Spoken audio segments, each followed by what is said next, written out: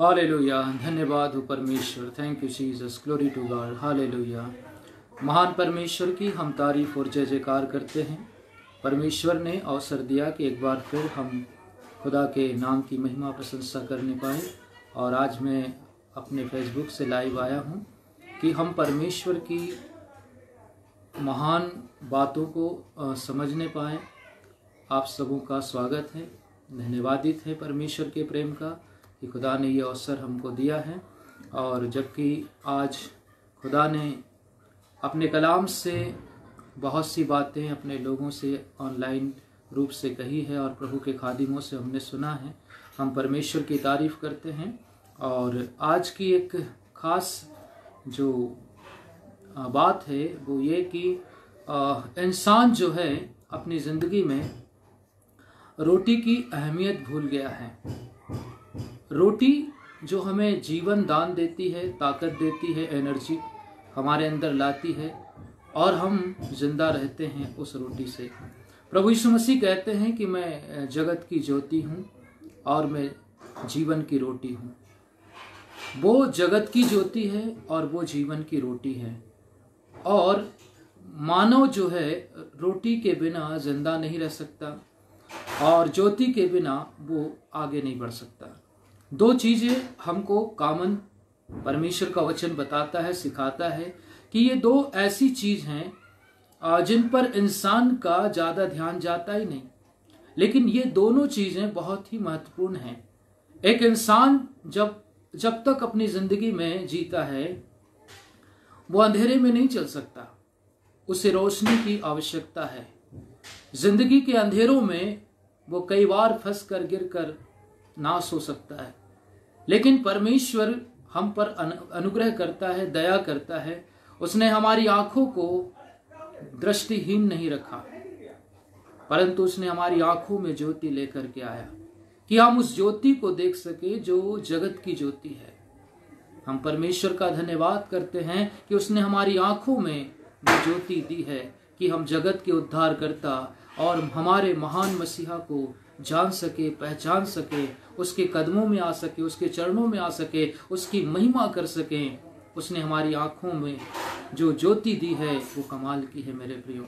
लेकिन आज बाइबल कहती है कि बहुत से हैं जिनकी आंखें हैं पर उनको दिखाई नहीं देता, उनके कान हैं पर उनको सुनाई नहीं देता। लेकिन परमेश्वर ने आपकी आंखों को, मेरी आंखों को खोला कि हम साफ साफ देख सकते हैं। अब हमको पता है क्या अंधकार है, कहाँ ज्योति है, कहाँ बुराई है, कहाँ अच्छाई है। हर चीजें खुदा के सामने और हमारे सामने पे प्रकट है मेरे प्रियो। और जिनकी आंखों में ज्योति है वे ठोकर नहीं खाते, वे सही रूप से आगे बढ़ते हैं। प्रभु यीशु मसीह कहता है अगर कोई दिन को चले तो ठोकर नहीं खाता, लेकिन अगर रात को चले तो वो ठोकर खाता है। हाँ मेरे प्रियो, परमेश्वर ने जगत की ज्योति जो वो बन करके आया वो ज्योति हमको प्रदान की है। हम परमेश्वर की इबादत, परमेश्वर की महिमा करते हैं मेरे प्रियो। परमेश्वर का वचन कहता है यूहन्ना के सुसमाचार और 6 और उसके 35 पद में परमेश्वर का वचन कहता है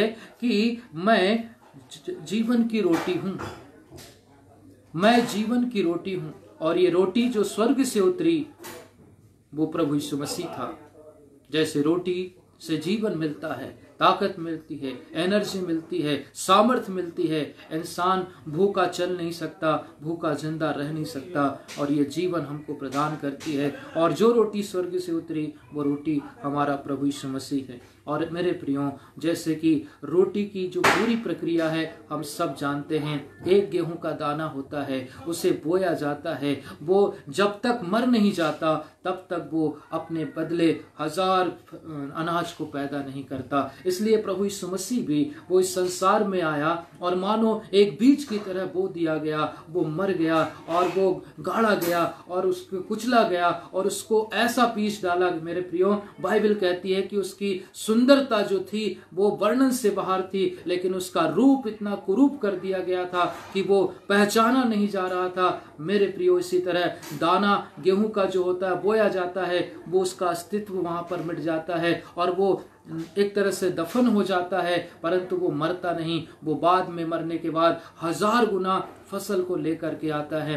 फलों को लेकर के आता है, अन्न उपजाता है। इसी तरह से मेरे प्रियो, एक दाना मरता है, 1000 प्रकार से वो दाने वापस आते हैं और वो दाने हमारे लिए चक्की में पिसा जाता है और फिर उसको बेला जाता है, उसको आग में झोंका जाता है, पकाया जाता है और तब जाकर वो रोटी हमारे मुंह तक पहुंचती है और वो रोटी फिर हमको जीवन दान देती है और ताकत देती है। इसी तरह मेरे प्रियो, जैसे परमेश्वर का वचन कहता है, एक गेहूं का दाना जब तक मर नहीं जाता वो और अधिक को उत्पन्न नहीं करता, इसी तरह हमारा प्रभु यीशु मसीह स्वर्ग से आया, जमीन में दफन हो गया और वो मर गया और गाड़ा गया और वो जैसे मरा उसने हजारों के लिए अपने प्राण दिए। और बाइबल कहती है जगत की छोर तक मेरे वचन पहुंच गए और हर जाति, हर धर्म, हर कुल, हर समुदाय से परमेश्वर के चाहने वाले निकल रहे हैं, क्योंकि वो दाना जो गिरा था जमीन पर अब वो बहुत बड़ी फसल के रूप में हम संसार में देखते हैं मेरे प्रियो। इसलिए बाइबल कहती है कि वो जगत की रोटी है और जैसे रोटी से जीवन और ताकत और सामर्थ्य मिलती है, इसी तरह से हमको आत्मिक रूप से परमेश्वर के वचन से, और लिखा है मनुष्य केवल रोटी से ही नहीं परंतु उसके वचन से भी जीवित रहेगा। हमारे बाप दादों ने मन्ना खाया, वो मन्ना स्वर्ग से गिराया गया, लेकिन यहाँ वो कहता है कि वो मन्ना मैं हूँ और मैं स्वर्ग से उतरा हूँ, मैं स्वर्ग की रोटी हूँ। जो मुझे खाता है, वो कहता है जो मेरा मांस खाता है, जो मेरा लहू पीता है, असल में उसी में जीवन है, उसी में आनंद है, उसी में शांति है। इसलिए मेरे प्रियो, परमेश्वर का वचन कहता है वो हमारे साथ रहकर बड़े बड़े काम कर सकता है और लिखता है वो कि मैं जीवन की रोटी हूँ। हमारा प्रभु यीशु मसीह जीवन की रोटी है। एक रोटी की पूरी प्रक्रिया को आप जब देखेंगे तो पता चलता है कि गेहूं का दाना मरता है, बोया जाता है और उसके बाद हजारों जो अनाज वापस आते हैं उसको साफ किया जाता है, फटका जाता है, धोया जाता है और फिर चक्की में पीसा जाता है। चक्की से आटा बनकर आता है, बेला जाता है, गूथा जाता है और तवे पर जाता है, आग में झोंका जाता है और वो रोटी पक कर तैयार होती और फिर वो हमारे जीवन में प्रवेश करती और हमें ताकत देती। ऐसा ही मेरा प्रभु यीशु मसीह भी एक बीज की तरह बोया गया, उसको कूटा गया, फटका गया, उसको मारा गया और वो एक आग से परखा गया। और मेरे प्रियो, वो इसलिए कहता है मैं जीवन की रोटी हूँ। ये रोटी मुझे और आपको मिली है, हमने खाया है, हमने तृप्त किया है। लिखा है चख कर देखो कि परमेश्वर कितना भला है, और हमने चख कर देखा है। बाइबल कहती है दूसरी बातों में, परमेश्वर कहता मैं जगत की ज्योति हूँ। हाँ मेरे प्रियो, ज्योति जो है वो मुझे और आपको ठोकर खाने से बचाती है, हर प्रकार के गुनाह और अपराध और पाप से बचाती है, अच्छी और भली बातों में हमारी अगुवाई करती है। बाइबल में लिखा है मैं जगत की ज्योति हूँ और जो मुझ में चलता है वो ठोकर नहीं खाता, नाश नहीं होता। बाइबल में लिखा हुआ है हमारा प्रभु यीशु मसीह जगत की ज्योति है। वो कहता है आई एम ए लाइट, मैं ज्योति हूँ, मैं प्रकाश हूँ, मैं परमेश्वर हूँ, मैं यहोवा ज्योतिर्मय स्वर्गदूतों के मध्य पाया जाता हूँ। मेरे परमेश्वर के लोगों, बाइबल कहती है जीवन की ज्योति, जीवन की रोटी, जीवन की ज्योति, जीवन की रोटी हमारा प्रभु यीशु मसीह है। इसलिए उस परमेश्वर पर हमको बहुत ज़्यादा मोहब्बत रखना चाहिए, भरोसा रखना चाहिए, क्योंकि जब वो हमारी ज्योति बन जाता है, दुनिया की ठोकर से वो बचाता है, शैतान की ठोकर से बचाता है, संसार की ठोकर से बचाता है, क्योंकि वो उसका जो वचन है वो हमारे लिए मार्ग में ज्योति और हमारे सफर में दीपक बन जाता है। मेरे परमेश्वर के लोगों, वचन कहता है कि वो रोटी है और वो ज्योति है। इन दो चीज़ों को हमको महत्वपूर्ण जानना है और जानना है कि हमको संसार में कुछ मिले या न मिले, लेकिन दो चीज़ें हैं, वो चीज़ें आपको और मुझको मिल गई है। आज संसार में लोग भटक रहे हैं, ईश्वर की खोज में हैं, शांति की खोज में हैं, आनंद की खोज में हैं और चीज़ों को पाने की खोज में हैं, लेकिन उनको सच्ची ज्योति नहीं मिली। परंतु परमेश्वर ने मुझे और आपको सच्ची ज्योति दी है, मुझे और आपको आनंद दिया है। इसलिए बाइबल में लिखा है हमारा परमेश्वर जो कहता है उसे वो पूरा करता है। फिर बाइबल में लिखा हुआ है, जब हम यूहन्ना 10 उसके 9 में पढ़ते हैं, वो कहता है अच्छा चरवाहा मैं हूँ। हाँ मेरे प्रियो, इस बात को भी याद रखिए, वो कहता अच्छा चरवाहा मैं हूँ और अच्छा चरवाहा अपनी भेड़ों के लिए प्राण देता है। एक बार दाऊद की कथा में जब हम बाइबल को पुराने नियम में पढ़ते हैं, वहाँ पर पढ़ते हैं मेरे प्रियो, बाइबल कहती है कि दाऊद की बकरी का एक बच्चा, एक भेड़, एक भालू ने, एक शेर ने पकड़ लिया और उसको खाने की कोशिश की। लेकिन दाऊद एक अच्छा चरवाहा था, वो कहता है तेरे दास ने उस शेर को, उस रीछ को, उस भालू को पकड़कर फाड़ दिया और अपने मेमने को बचा लिया। हाँ मेरे प्रियो, इसी तरह मेरा प्रभु यीशु मसीह भी हमारा एक अच्छा चरवाहा है, महान चरवाहा है, और वो मुझे और आपको बचाने के लिए शेर के मुंह को फाड़ देता है, शेर के मुंह को बंद कर देता है। और बाइबल में लिखा है वो शैतान के जबड़े को चीर देता है, और उसने वास्तव में ऐसा भी किया है। उसने क्रूस पर शैतान के उस अजगर के सिर को 2 भाग कर दिया है मेरे प्रियो। मौत जो हमको खुदा से अलग कर देती थी, मौत जो हमको अपने लोगों से अलग कर देती थी, बाइबल में लिखा है परमेश्वर ने मुझे और आपको बचाने के लिए उस क्रूस पर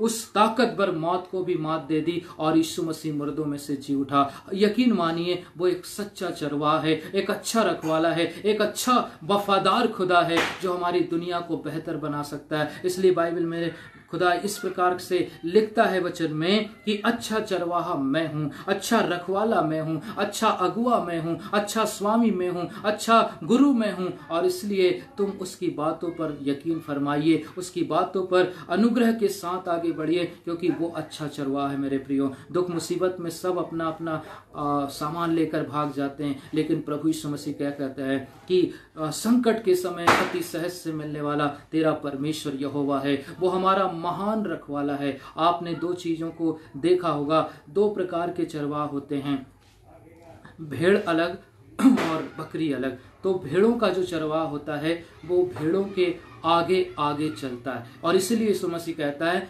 मेरी भेड़ें मेरी आवाज पहचानती है, सुनती है, उसे मानती है।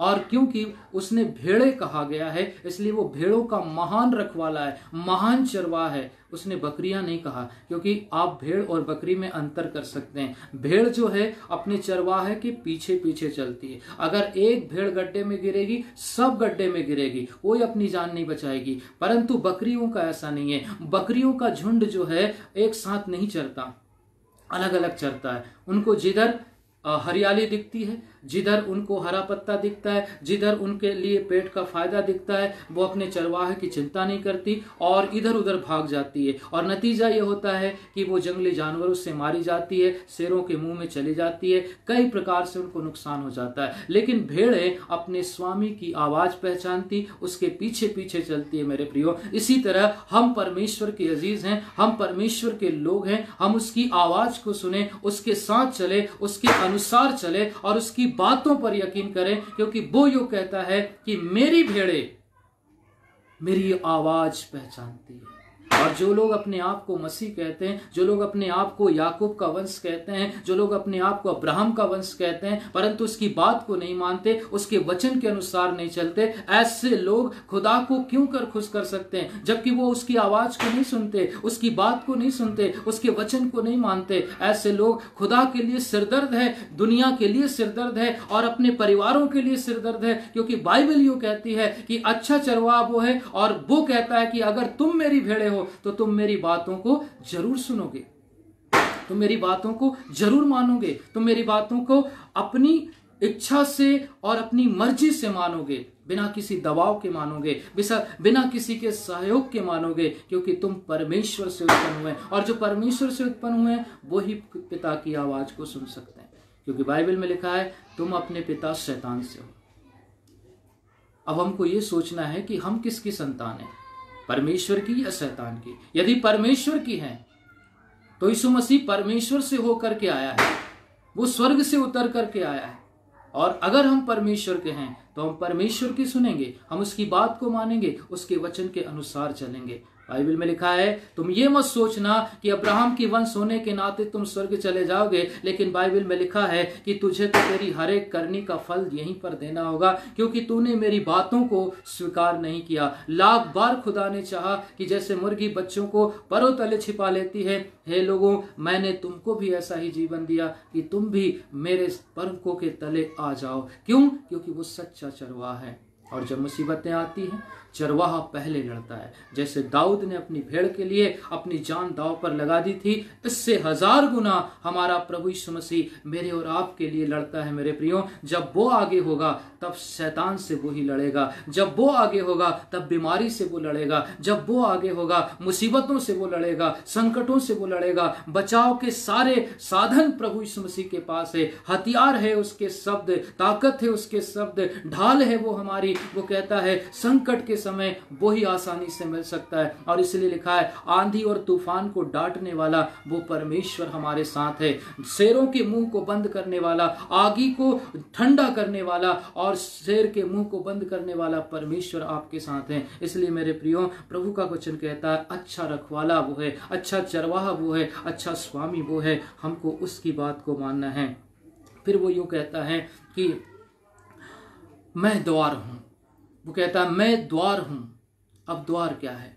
कहीं ना कहीं तो हम प्रवेश करते हैं, क्योंकि घर बैठे बैठे तो हम बोर हो जाएंगे। इस लॉकडाउन में बहुत से लोग बोर हो गए और बहुत से लोग मर मिटे हैं, लेकिन हमारी जिंदगी के लिए हमको कहीं ना कहीं दरवाजा खटखटाना पड़ता है। लिखा हुआ है कि खटखटाओ तो तुम्हारे लिए खोला जाएगा। हाँ मेरे प्रियो, परमेश्वर कहता है खटखटाओ तो तुम्हारे लिए खोला जाएगा। फिर वो प्रकाशित वाक्य 3:20 में लिखता है कि देख मैं द्वार पर खड़ा हुआ खटखटाता हूँ। एक प्रभु यीशु मसीह आपके द्वार पर खड़ा हुआ खटखटाता है और एक आप हैं जो कि दूसरों के द्वार को खटखटाते रहते हैं। बाइबल में लिखा हुआ है तुम्हारा परमेश्वर तुम्हारे साथ साथ हैं, इसलिए उस पर भरोसा रखो, उस पर यकीन करो, क्योंकि वो सब कुछ कर सकता है। वो कहता है द्वार मैं हूं, और जो द्वार से प्रवेश नहीं करता वो चोर, डाकू और हत्यारा है।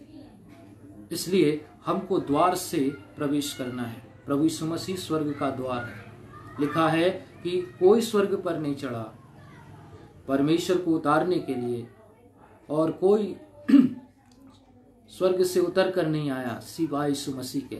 इसलिए बाइबल में लिखा है द्वार मैं हूं। जो भेड़शाला में प्रवेश करना चाहे उसके लिए यीशु मसीह एक द्वार है, और इस द्वार से ही हर किसी को स्वर्ग में जाना होगा। बाइबल कहती है पृथ्वी के ऊपर मनुष्यों के बीच में कोई दूसरा नाम नहीं दिया गया जिसके द्वारा हम स्वर्ग को प्राप्त कर सकें, जीवन को प्राप्त कर सकें, और वो सर्वश्रेष्ठ नाम है प्रभु यीशु मसीह का। इसलिए वो कहता है मैं द्वार हूँ। वो ही वे ऑफ साल्वेशन है, वही उद्धार का मार्ग है, वही आनंद का मार्ग है, वही जॉय का वे है। और इसलिए मेरे प्रियो, हमको खुदा की इबादत में आगे बढ़ते चले जाना है। फिर वो कहता है यूहन्ना और उसके 11:25 में मार्ग, सत्य और जीवन मैं ही हूँ। फिर वो कहता पुनरुत्थान और जीवन में ही हूँ, पुनरुत्थान और जीवन में हूँ। मतलब हम जिए हैं तो फिर मरेंगे, परंतु फिर मरने के बाद फिर जी उठेंगे। और यही सबसे बड़ी खूबसूरत बात है, यही सुसमाचार है, यही सामर्थ का जीवन है जो परमेश्वर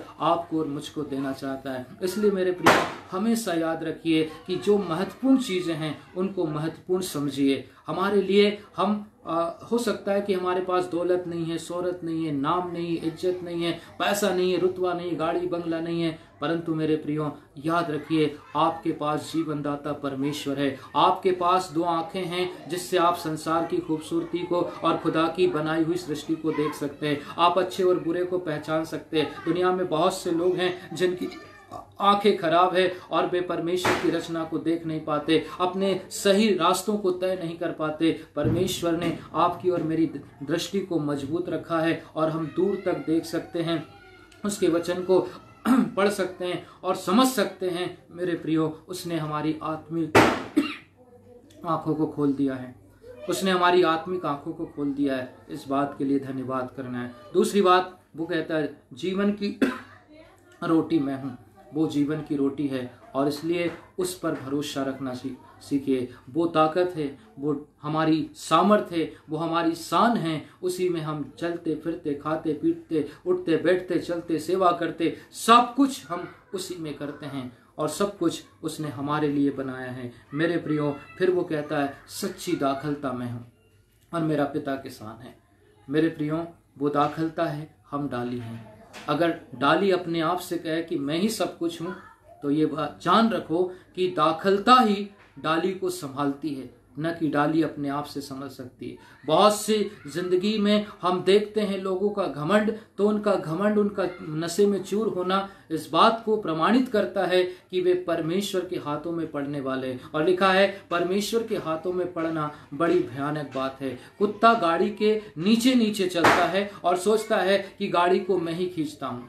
वो बैलगाड़ी के नीचे नीचे चलता है, गाड़ी चलती चली जाती है, कुत्ता सोचता है मैं गाड़ी को खींचता हूँ। छिपकली छत में चिपकी रहती है और सोचती है कि ये छत को मैंने ही संभाल रखा है। ऐसे ही मेरे प्रियो, संसार के लोगों का घमंड है, जो वो घमंड करते हैं कि मैं ही सब कुछ हूँ, मैंने ही अपने दम पर सब कुछ किया है, परंतु वो ईश्वर को महिमा नहीं देते। एक बार नबूकदनेस्सर राजा ने अपने भवन से चढ़कर क्या देखा कि पूरी बस्ती खूबसूरत है, और उसने कहा क्या मैंने इसको अपने ही बल से पूरा जीत कर हासिल नहीं किया, अपनी ही ताकत से हासिल नहीं किया। परमेश्वर ने उसको मारा और उस राजा को घास चरा दी और कई साल तक उसको सिखाया कि सर्वशक्तिमान परमेश्वर ही तुम्हें सब कुछ देने वाला परमेश्वर है। इसलिए उसके नाम की महिमा करो, उसकी प्रशंसा करो, उसकी इबादत करो, क्योंकि वही सच में आपको और मुझको आशीषों में बढ़ाता है। वो कहता सच्ची दाखलता में हूं, उससे हमें एनर्जी मिलती है।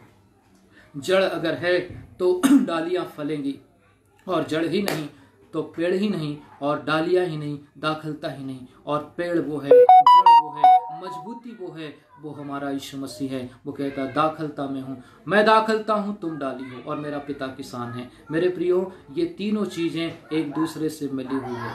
कोई पिता का आदर करता है तो वो यीशु मसीह का आदर करता है, और अगर कोई यीशु मसीह का आदर करता है तो वो उसके लोगों का भी आदर करता है। इस बात को हमेशा जानिए कि पिता पुत्र में और पुत्र में हम और आप हैं। पिता पुत्र में हैं और पुत्र में आप और हम हैं। ये त्रिएकता की एकता है। जैसे पिता पुत्र पवित्र आत्मा, ऐसे ही परमेश्वर पिता, पुत्र यीशु मसीह और आप और हम उसके बेटे हैं। मेरे प्रियो, हमको उसकी दाखलता में लगे रहना चाहिए, घमंड नहीं करना चाहिए, क्योंकि जहां घमंड आता है वहां विनाश आता है, लेकिन जहां नम्रता आती है वहां महिमा आती है। बेशक परमेश्वर आपसे यही चाहता है, और इसलिए मेरे प्रियो, बाइबल यूं कहती है कि हमारा परमेश्वर जो है हमको बताता है, वो कहता है पहली बात कि वो जीवन की रोटी है, दूसरी बात ये कि वो जगत की ज्योति है, तीसरी बात मैं द्वार हूँ। प्रभु यीशु मसीह कहता मैं अच्छा रखवाला हूँ, फिर वो कहता पुनरुत्थान और जीवन मैं हूँ, फिर वो कहता मार्ग और सच्चाई और जीवन मैं हूँ, और फिर वो आखिरी में कहता है सच्ची दाखलता मैं हूँ, और फिर वो लास्ट में कहता है मैं हूँ, मैं हूँ, मैं हूँ। हाँ मेरे प्रियो, परमेश्वर का वचन, परमेश्वर की बातें यही बताती है कि जो भी जरूरी चीजें हैं लाइफ के लिए, मनुष्य के लिए, एक इंसान के लिए, वो यीशु मसीह है। और इसलिए जो महत्वपूर्ण चीजें हैं वो प्रभु ने मुझे और आपको दे दी है। अब हम किस चीज को महत्वपूर्ण मानते हैं? बहुत से लोगों का उद्देश्य होता है मुझे डॉक्टर बनना है, मुझे मास्टर बनना है, मुझे इंजीनियर बनना है।